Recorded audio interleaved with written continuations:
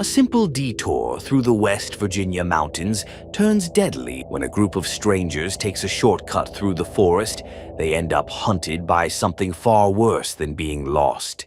This is the story of survival, savage traps, and the terrifying consequences of making the wrong turn. Deep in the Appalachian wilderness of West Virginia, a couple climbs far into the forest. The man reaches the top first while his girlfriend struggles below. She slips, but the harness catches her. She calls out, begging him to pull her up, but he never responds. Moments later, his lifeless body drops over the edge. A hidden attacker drags the man's corpse aside and begins pulling on the woman's harness. In desperation, she slices the rope with a knife, but loses balance and falls beside her dead boyfriend. The killer pursues her as she flees through the woods. She spots her car but trips on barbed wire just before reaching it. The attacker drags her back and brutally kills her. News of the couple's deaths spreads across the county, playing over the radio as Chris drives down the highway. Traffic suddenly comes to a standstill. Chris steps out to ask a truck driver what's going on. The man explains that a truck spilled chemicals on the road and cleanup will take hours. Chris turns his car around and tries calling someone to explain he'll be late for his job interview, but there's no signal. He notices a road sign and takes a detour, eventually stopping at a rundown gas station. The payphone doesn't work, and the owner refuses to let him use another phone. Chris studies a map and notices a blocked-off route. As he leaves, the owner oddly wishes him luck, as if anticipating something terrible. Driving along the detour, Chris reaches a crossroads and sees a sign for Bear Mountain Road. After hesitating, he continues forward.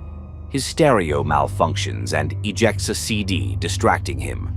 While fixing it, he glances at himself in the rearview mirror and crashes into another car. Scott and Carly rush over to check on him, while Evan angrily berates Chris. Francine demands compensation for the damage to her mother's car. They explain they're stranded after blowing a tire, caused by barbed wire Jesse found nearby. They decide to search for help. Jesse chats with Chris and asks him to carry her bag, while Scott apologizes for his friend's behavior. Evan and Francine stay behind as the others head off. Scott tries bonding with Chris, joking about the crash, feeling like slow motion. Later, they find a dead animal. Scott guesses it's a squirrel, but Chris corrects him, bragging slightly about attending medical school. Evan and Francine talk about how they should have taken Jesse to New York instead of the woods. But Francine insists Jesse loves nature and needs support after her breakup. Their conversation turns sexual as Francine slides down and asks Evan to remove his pants. Meanwhile, Scott and Carly fantasize about their future together. Scott notices a recently extinguished fire and calls out, but no one answers. Back at the car, Evan searches for food while Francine snacks inside Chris's vehicle, mocking his music collection. A snapping branch draws Evan into the woods. Francine follows, worried. She finds his shoe, then later, his severed ear. She recoils in horror, unknowingly stepping into danger. Elsewhere, Scott panics when Carly disappears, only for her to suddenly reappear, startling him. They regroup with Chris and Jesse at a cliff edge. Scott pretends to slip, nearly falling. Chris and Jesse walk ahead while Carly starts discussing future sexual plans. They arrive at a remote cabin surrounded by abandoned vehicles.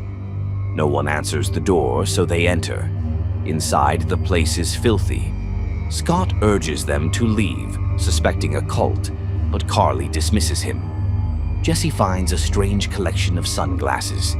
Chris discovers a boiling pot of dark liquid, then a generator powering refrigerators filled with jars of human body parts. Jesse finds barbed wire. Carly finds a corpse in the bathtub. Suddenly, a pickup truck arrives towing their cars. The back exit is barricaded. Deformed mutants enter the cabin as Jesse and Scott hide under a bed. One mutant drops Francine's mutilated body. Her blood drips onto Chris's hand as they tremble in terror. The mutants butcher her remains. A bullet falls near the bed, narrowly missing them. Carly watches through a keyhole, barely holding back screams. Eventually, the mutants fall asleep. The survivors attempt to escape, carefully avoiding noise. Chris holds a squeaking door spring until his hands bleed. One mutant wakes and spots them fleeing. They run uphill as the brothers pursue them. Carly slows down in panic until Scott calms her. They reach a clearing filled with wrecked vehicles and signs of past killings. Chris plans to steal the truck. Scott volunteers to distract the mutants. Chris runs and is shot in the leg. Scott joins the distraction, allowing Jesse and Carly to help Chris into the truck. Evan's corpse rolls out. They escape, but one brother follows. Scott runs toward them, then freezes as an arrow pierces his chest. Another arrow shatters the windshield. Jesse drives off, leaving Scott behind. Hours later, the truck gets stuck in mud. Carly loses hope, but Jesse reminds her Scott died to save them. They continue on foot.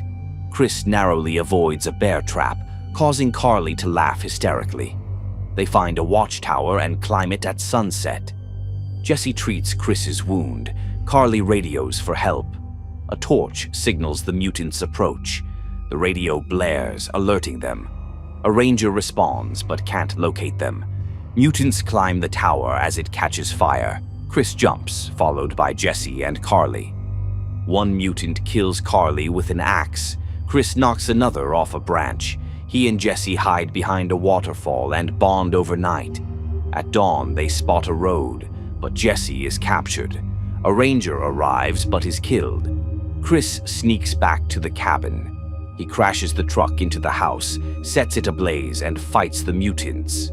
Jesse kills one with an arrow.